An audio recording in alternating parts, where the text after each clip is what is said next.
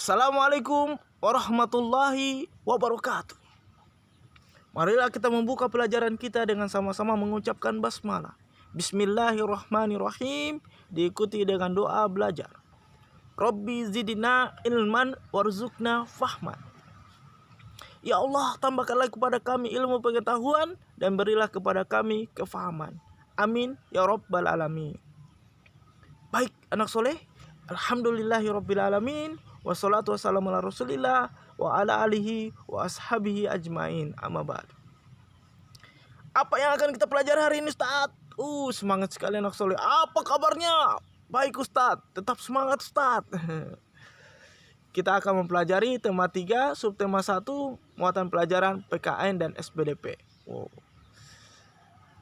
Terus apa yang manfaat dari kegiatan kita ini, Ustaz? Apa tujuan pembelajaran kita? Kita akan mempelajari tentang tujuannya adalah setelah menyimak video pembelajaran, siswa mampu mengidentifikasi 6 contoh hak dalam kehidupan sehari-hari dengan benar. Apalagi Ustaz? Setelah menyimak video pembelajaran, siswa mampu mengidentifikasi berbagai contoh interval nada dengan benar. Wow, berarti kita akan mempelajari interval nada Ustaz, SBDP. Oke. Apa itu interval nada Ustaz? Apa ya kira-kira? Apa itu hak Ustaz? Hak itu apa? Kita akan mempelajarinya pada materi berikutnya. Materi PKN dengan judul hak. Apa itu hak Ustaz? Pengertian hak adalah apa yang kalian ketahui tentang hak. Hak adalah segala sesuatu yang harus dimiliki. Segala sesuatu yang mutlak dimiliki. Itu yang penting. Untuk menerima atau melakukan yang seharusnya diterima dan dilakukan oleh seseorang atau suatu pihak. Contohnya adalah anak-anakku sekalian berhak untuk mendapatkan pendidikan dan pengajaran. Dan Ustadz pun berhak untuk didengarkan dan diikuti perintahnya. Karena tugasnya Ustadz adalah untuk mendampingi anak-anakku sekalian agar dapat berubah. Berubah apa Ustadz? Power Ranger. Kita berubah dalam hal kebaikan, entah itu sikapnya, perbuatannya, pengetahuannya, bahkan keterampilannya. Oke. Hak seseorang itu dibatasi oleh hak orang lain, sehingga perlu diatur oleh undang-undang maupun peraturan. Ustadz, saya kira hak adalah sesuatu yang harus kita miliki Ustadz. Kenapa harus dibatasi? Anak sekalian, Ustadz kasih contoh ya. Apa kalian pernah dilarang nonton TV? Pernah, pada jam-jam belajar misalnya, atau nonton kartun secara berlebihan. Tetapi nonton TV adalah segala sesuatu yang tidak dilarang, mubah hukumnya. Mubah. Akan tetapi anak soleh, kalau kita nonton televisi dan suaranya kita kasih besar sehingga mengganggu tetangga atau mengganggu adik yang lagi belajar atau mengganggu orang tua yang lagi bekerja, piye? Maka kalian telah melanggar hak asasinya orang lain. Untuk dapat tenang, untuk tidak terganggu, untuk dapat bekerja dengan baik. Jadi haknya seseorang itu dibatasi dibatasi oleh hak orang lain. Begitupun juga, misalnya hak berdagang, jual beli. Kita berhak melakukan proses jual beli, kontrak dan lain sebagainya. Tidak ada yang larang kita untuk melakukan aktivitas jual beli. Tetapi kalau seandainya kita berbuat curang, berarti kita sudah melanggar hak asasinya orang lain. Sehingga walaupun kita punya hak untuk mendapatkan kesenangan, kekayaan, kenyamanan, akan tetapi jikalau kita melanggar hak asasinya orang lain, untuk dapat tenang juga, untuk dapat hidup bahagia, maka kita dikatakan pun berbuat pelanggaran. Karena segala hak seseorang itu walaupun kepunyaan pribadi akan tetapi diatur oleh perundang-undangan. Harus diatur oleh perundang-undangan. Kalau tidak diatur dalam perundang-undangan maupun hukum, peraturan, maka orang-orang lain akan semena-mena, akan bebas melakukan apapun atas nama hak untuk kaya. Kita berhak untuk kaya walaupun dengan menipu. Kita mau senang-senang, do game, joget-joget walaupun mengganggu orang lain. Maka oleh sebab itu, walaupun kita berhak untuk melakukan itu semua, anakku yang soleh, tetapi kalau mengganggu atau melanggar hak asasi orang lain, maka itu pun dikatakan pelanggaran. Oke.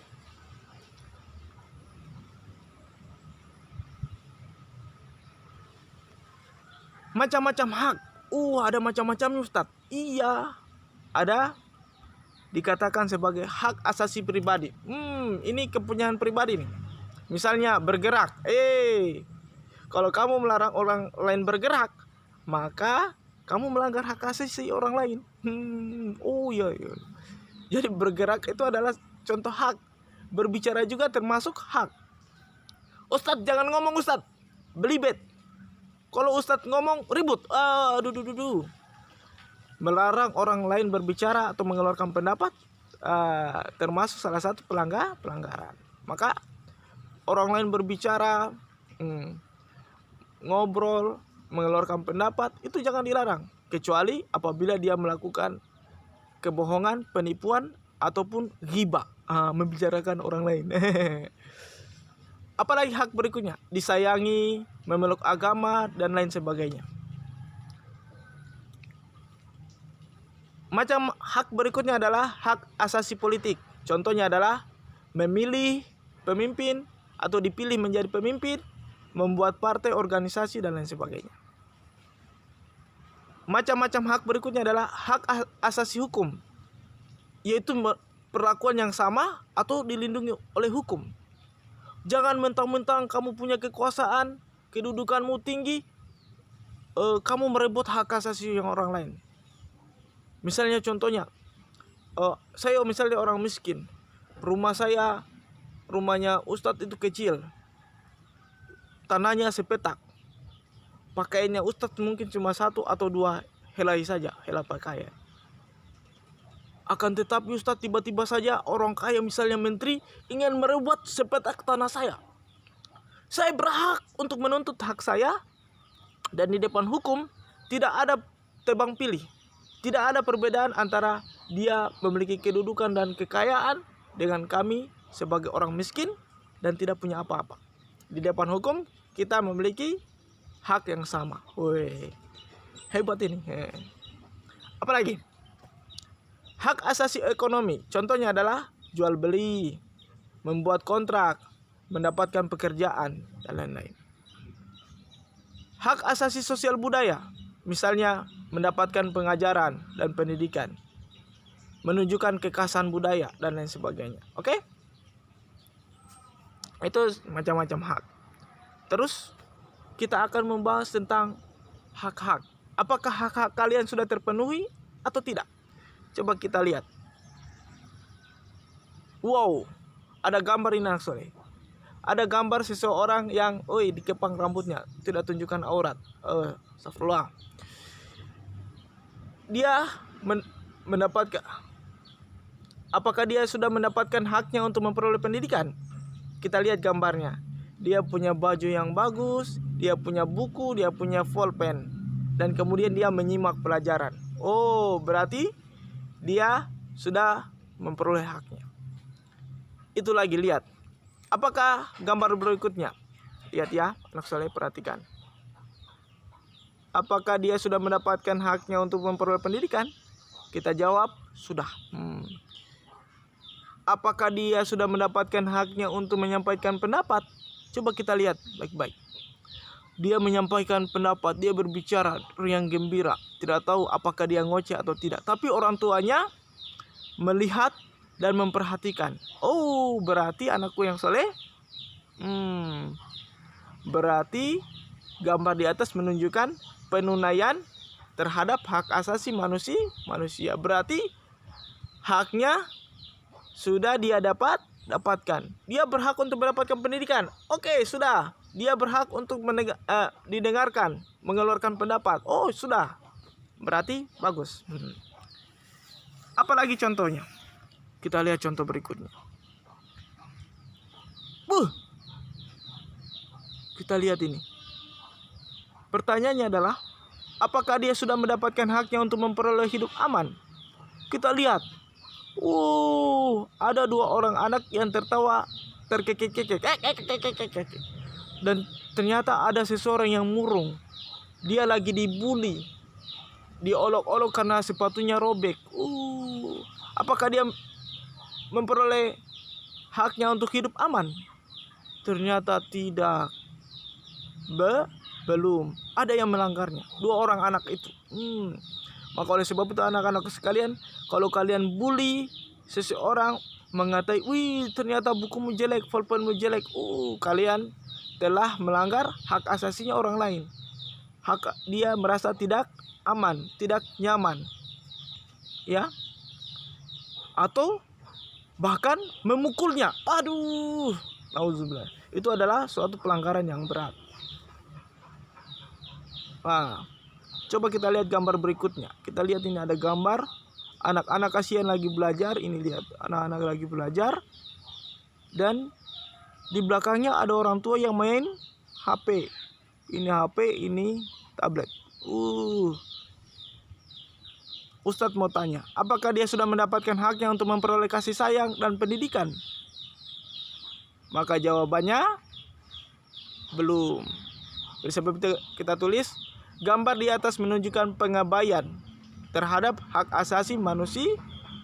Bukan cuma pengabaian, tapi pelanggaran terhadap hak asasi manusia. Anak menginginkan kasih sayang tapi tidak diberi karena diganggu, karena orang tuanya sibuk main gadget dan nonton televisi. Seorang bocah ingin hidup aman, nyaman di sekolah, mendapatkan pendidikan dan pengajaran, tapi ternyata ada 2 teman yang lainnya yang membulinya. Berarti terjadi pelanggaran terhadap hak asasi manusia. Oke, anak soleh, kita sudah mempelajari tentang hak. Selanjutnya kita akan mempelajari pun tentang SBDP. Sulit kayaknya. Interval nada. Interval nada, Ustaz. Apa itu interval nada, Ustaz? Kita lihat. Kita bahas dulu tentang nada. Nada itu apa? Kalau ditanya apa itu nada? Nada itu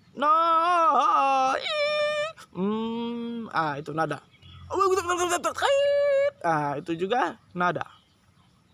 Ustadz kasih tinggi suaranya, Ustadz kasih rendah suaranya. Ustadz berbisik-bisik, Ustadz teriak. Apakah suaranya Ustadz bernada? Maka dapat dikatakan suaranya Ustadz bernada. Jadi nada adalah tinggi rendahnya bunyi. Kalau ditanya apa itu nada? Tinggi rendahnya bunyi. Kalau interval nada berarti jarak antara nada. Karena interval itu artinya jarak. Jadi interval nada adalah jarak antar nada, atau biasa juga disebut selang nada. Oke. Interval nada. Kita bahas tentang interval. Perhatikan baik-baik. Ada do, re, mi, fa, sol, la, si, do. Do, re, mi, fa, sol, la, si, do. Do, re, mi, fa, sol, la, si, do. Kalau kita urutkan, nomor 1, 2, 3, 4, 5, 6, 7. Oke. Atau biasa juga kita sebut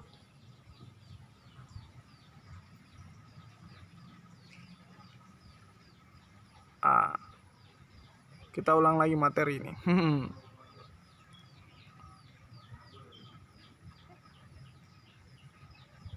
Kita ulang materi karena Ustadz salah tindis.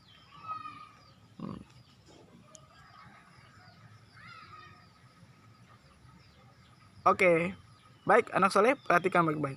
Interval nada do, re, mi, fa, sol, la, si, do.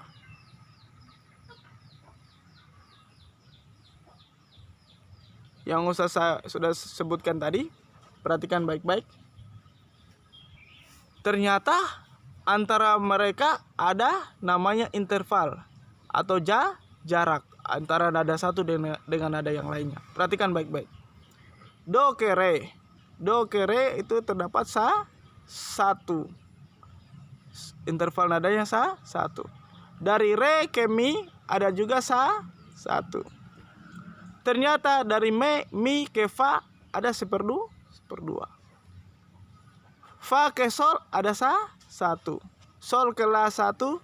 La ke si satu. Dan si ke do setengah. Oke? Baik, anakku sekalian yang soleh dan soleha, kita menghafal dulu.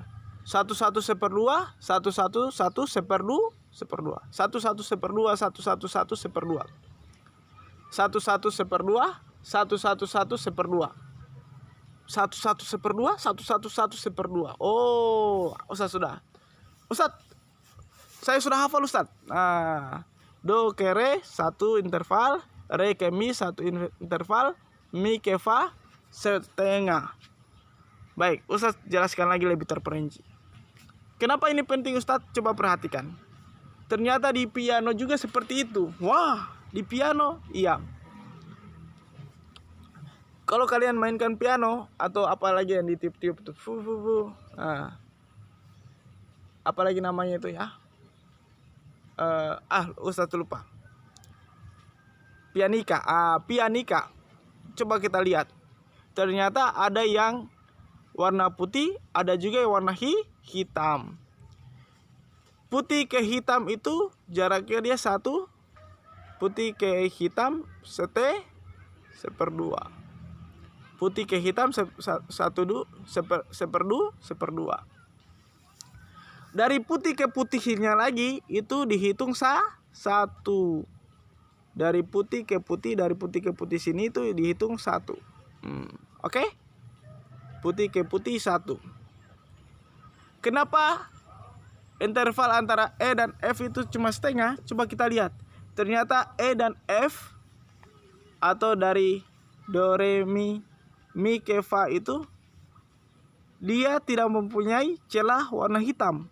Oh, berarti dari mi ke fa dia setengah. Sama dengan dari si ke do. Dari si ke do dia cuma juga setengah.